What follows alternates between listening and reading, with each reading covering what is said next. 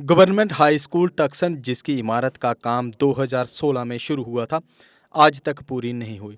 School की इमारत का काम तो शुरू हुआ, प्लंथ भी डाला गया, लेकिन उसके बाद अचानक काम बंद कर दिया गया, जो कि आज तक शुरू नहीं हो पाया।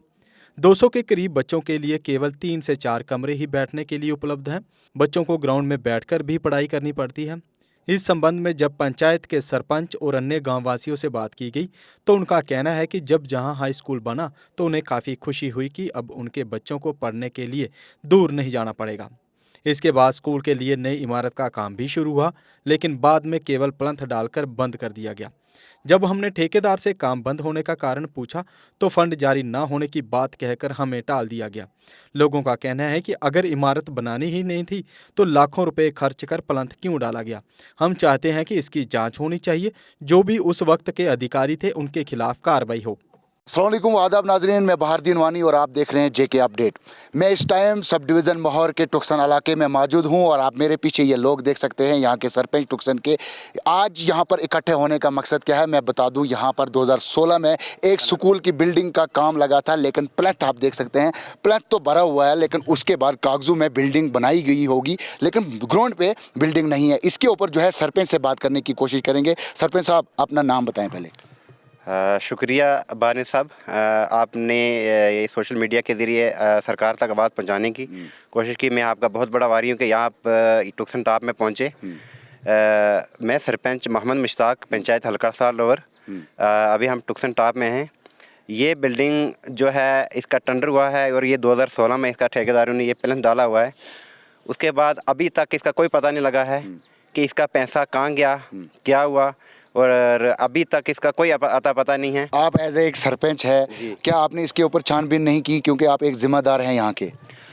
हमने बहुत सारे, जो इसका ठेकेदार था मोहम्मद शरीफ उसका नाम है, उसको भी पूछा। वो कहता है कि मेरा पैसा सारा लैप्स हो गया और वो पैसा ही नहीं दे रहे हैं। उन्होंने वो पैसा ही जो है लैप्स कर दिया।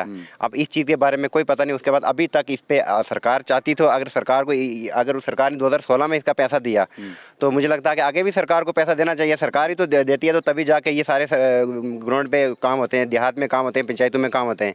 लेकिन अभी तक जो है कोई भी इसका पैसा, ठेकेदार बोलता है मुझे पैसा नहीं, मुझे बहुत मार लग गई है, मेरा पैसा जो है लैप्स हो गया है। वो अपनी जगह परेशान है, यहाँ के लोग अपनी जगह सफ़र कर रहे हैं। अभी तक इसके साथ की जो हाई स्कूल थे, वो बहुत सारी ऐसी जगहों में बिल्डिंगें भी बन गई है, और अभी तक हमारा ये प्लंथ भी वैसा है। और मुझे लगता है कि प्लंथ भी प्रॉपर अच्छे तरीके से ये भी डाला हुआ नहीं है। ये हमारे हाई स्कूल की बात है यहाँ पे इस पंचायत में। ये जो हाई स्कूल है, यहाँ पर देखा मैंने कि यहाँ पे 2-4 रूम हैं, 200 बच्चे हैं। कितनी परेशानी इनको आती है? बच्चों को बहुत परेशानी आती है। अगर आप परेशानी की बात करेंगे बारिश साहब, तो मुझे लगता है कि बहुत सारे ऐसे प्राइमरी स्कूल्स हैं जहाँ पे बिल्डिंग ही नहीं है, तो यहाँ पे भी बच्चों को बहुत दिक्कत आती है। और ये एक हाई स्कूल है, और हमारी पंचायत का सबसे बड़ा स्कूल जो हाई स्कूल, इसके मिडिल स्कूल हैं, प्राइमरी स्कूल है और हाई स्कूल है। और हमें ये एक सरकार का हम शुक्रगुजार करते हैं। एक वक्त में सरकार ने यह हाई स्कूल यहाँ पर दिया था। यहाँ के बच्चों को बड़ा सफ़र करना पड़ता था, गुलाबगढ़ जैसे, लार जैसे जाना पड़ता था।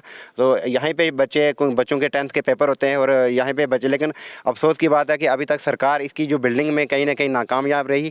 कहीं ना कहीं उन्होंने पैसा नहीं दिया, या कि ठेकेदार ने क्या किया। इस पे तो हम भी चाहते हैं इसकी प्रॉपर इंक्वायरी होनी चाहिए। हमारे एडमिनिस्ट्रेशन को जितने भी हैं, डीसी साहिबा, जितने हम चाहते हैं गवर्नर तक ये हमारी आवाज़ पहुँचे और कहीं ना कहीं इसकी इंक्वायरी और इसका पैसा वो दें, सरकार दे पैसा, तो कहीं ना कहीं बिल्डिंग का काम जो है प्रोसेस शुरू करें। शुक्रिया। और भी कुछ लोग हैं। शबीर साहब, आप मुझे बताएं कि आपको यहाँ पे कितने साल हो गए, इस बिल्डिंग यहाँ पे जो प्लंथ डाला हुआ, कितने साल हो गए आपको यहाँ पे देखते हुए? ये 2015-16 में हमारा ये हाई स्कूल का पैसा रिलीज़ हुआ महकमे PWD के महकमे से, और उसके बाद इसकी टेंडरिंग हुई। टेंडरिंग होने के बाद यहाँ ठेकेदार आया बाज़ाब्ता तौर, उसने अलाटमेंट ली स्कूल की, और फिर यहाँ पे प्लंथ उन्होंने, यहाँ पर तब आप देख रहे हैं प्लंथ डाला, सब कुछ हुआ। तो प्लंथ डालने के बाद न फिर ठेकेदार का पता लगता है, न फिर डिपार्टमेंट का पता लगता है।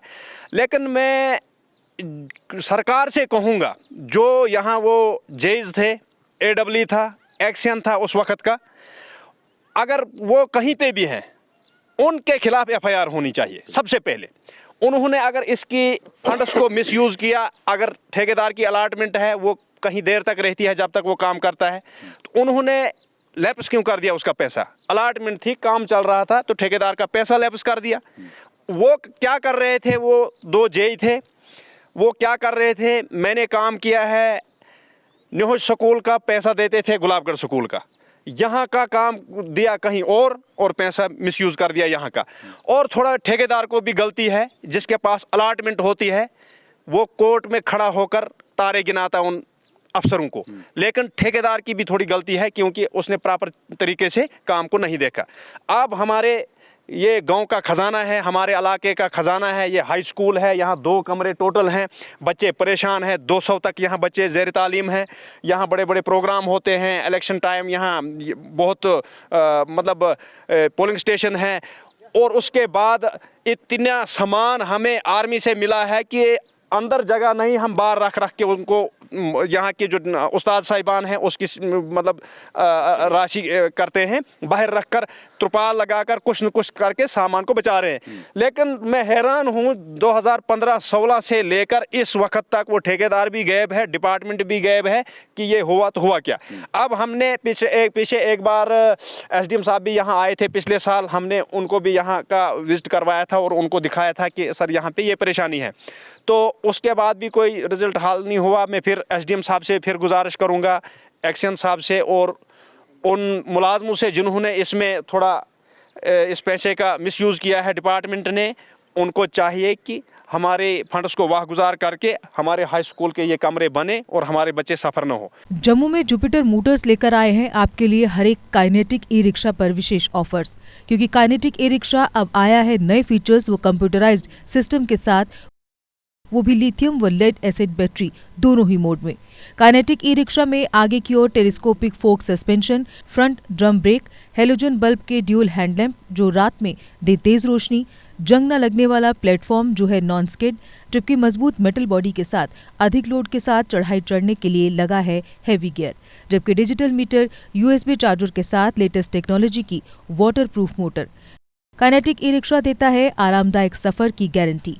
तो देर किस बात की, आज ही आएं और अपना ई रिक्शा बुक करवाएं। हमारा पता है जुपिटर मोटर्स, बिहाइंड साइंस सहयोग बार, एकता विहार, गंग्याल, जम्मू।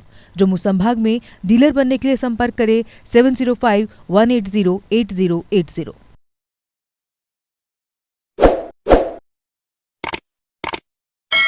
जम्मू कश्मीर की खबरों के लिए जुड़े रहिए जेके अपडेट के साथ।